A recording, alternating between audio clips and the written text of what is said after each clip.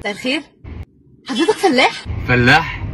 لا طبعا. طيب النهارده عيد الفلاح المصري الاصيل، باركنج هنا ببلاش للفلاحين فقط، غير كده 300 جنيه حضرتك. ايه هي يا دخلت عليكي، انا اصلا فلاح. فلاح؟ ايوه. طب انت منين؟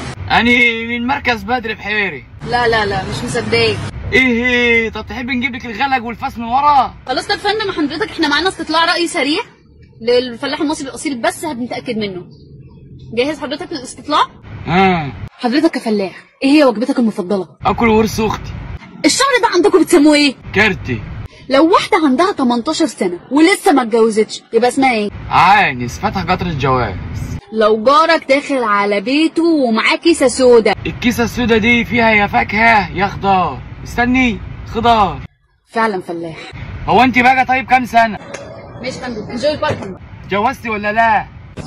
ولو اتجوزتي خلفتي ولا لسه؟ يا ربنا يحفظك. فعلا فلاح. ركننا ببلاش.